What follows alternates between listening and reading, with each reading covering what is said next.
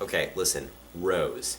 Whatever you do, do not touch this Dalek. Okay. Touch! Alright, you touch the Dalek.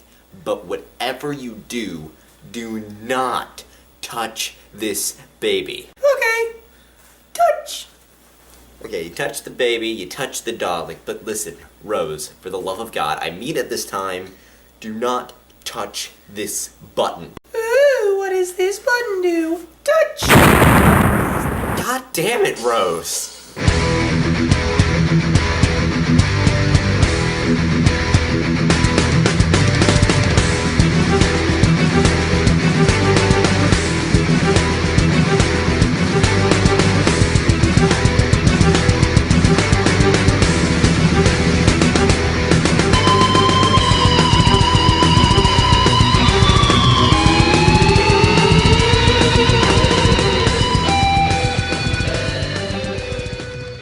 Rose's dad, Pete Tyler, was hit by a car when she was too young to remember him, so she decides she wants to go back in time and meet her father.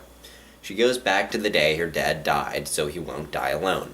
Before she can stop herself, she runs out and pushes him out of the car's path, causing a paradox. The Doctor and Rose get a lift from Pete and go to his apartment. The Doctor gets mad at Rose for causing a paradox and leaves. Rose goes with her dad to a wedding. Meanwhile, the Doctor discovers that time has gone wrong because of the paradox, and comes back to save everyone.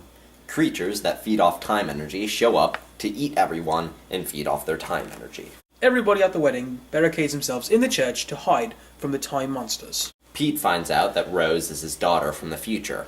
The Doctor works out a way to summon the TARDIS using the TARDIS key, and saves everyone. He also tells Rose not to touch her past self. So Rose goes ahead and touches her past self. This screws up the Doctor's plan entirely, and because of Rose, one of the time feeders is able to get inside the church.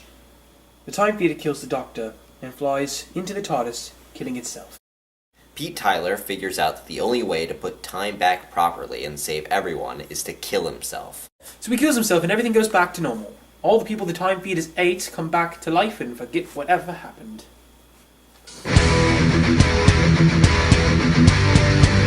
I thought that this was a very emotional episode. Because it's like, the very beginning, Rose is randomly like, I want to go see my dad. And the Doctor's like, well, where did this come from? And then the line at the beginning, I think really summarizes the entire episode, which was, your wish is my command. So be careful what you wish for. This episode really tugs at your heartstrings. It's one of those episodes that shows that Doctor Who is capable of more than just running around happy-go-lucky defeating aliens. This episode, although it is very emotional, shows that Eccleston badassery that I love. When he comes back, Rose is all like, oh, you came crawling back. I thought so. But he's all like, no, you messed things up. I'm here to fix it because I'm awesome. And that's why this episode's really good. This episode is one of the more wibbly-wobbly, timey-wimey episodes, and will probably get confusing to people who are more new to the time travel genre. Also, it doesn't have much rewatchability, because when you go back and watch it again, you already know how it's going to end, and part of it's kind of ruined for you. My God, can I love Christopher Eccleston more? He is so great in this episode, because not only is he being compassionate and nice to Rose, and being like, you know what, you never got to see your father, at least, in your memory you can't remember him, so I will take you back, I will give you the opportunity twice to be with him. And what does she do? Totally messes it up. But what does he do? Is he doesn't let it go. He's like, no. You're stupid. What does he say? I believe the exact words he uses are, you are a stupid ape. It's hilarious. So he leaves, and the only reason he comes back is because he has to fix time and save everyone. And I just love when he's just like, everyone, get in the church. And he's just like, forceful about all of it.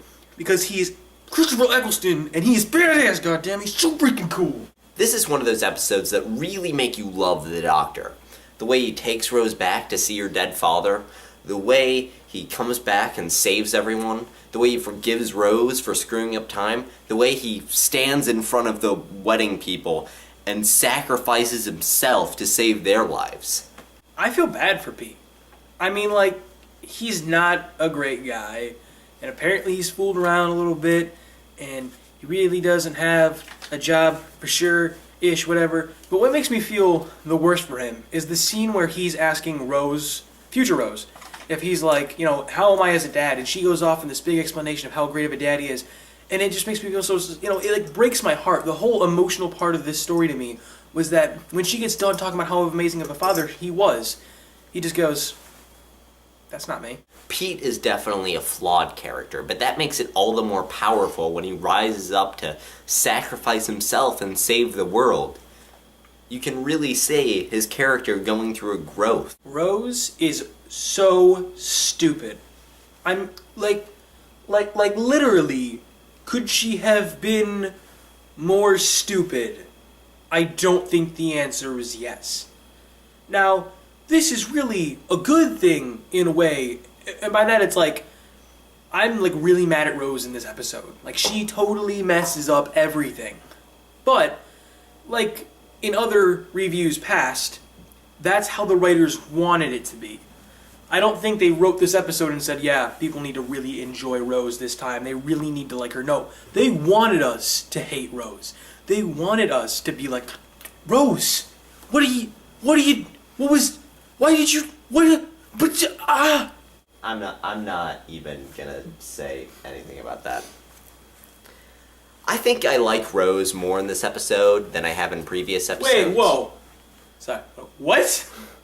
Well, in the past I've really complained about her character, and I've always thought she was a bit annoying, but in this one... Not to me, to them. I don't understand. I feel bad for Rose. I feel like this is the way I would act if I was in these circumstances. Then you're stupid. You're stupid. Well, just how she has this fantasy image of her mother and her father as this perfect, happy couple, but then that image shatters before her eyes. It's really making me feel for her. Let's negate the fact that she kills the doctor and destroys all of time completely. Let's forget that.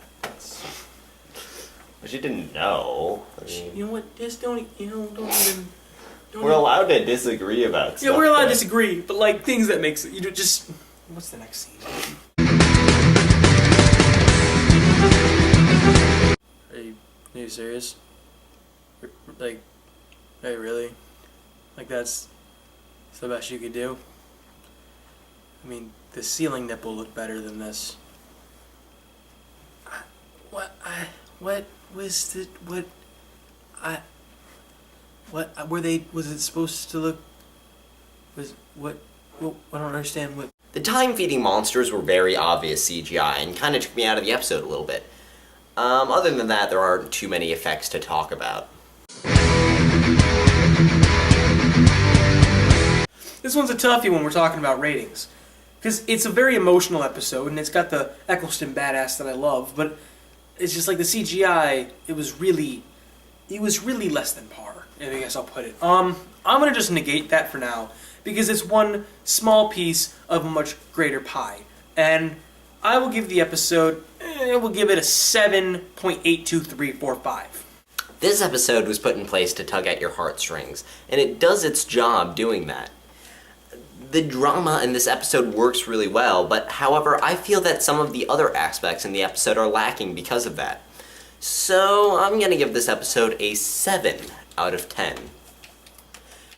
We'll see you next time for our review of Doctor Who Season 1, Episode 9, The Empty Child. This is a toughie when we're going about...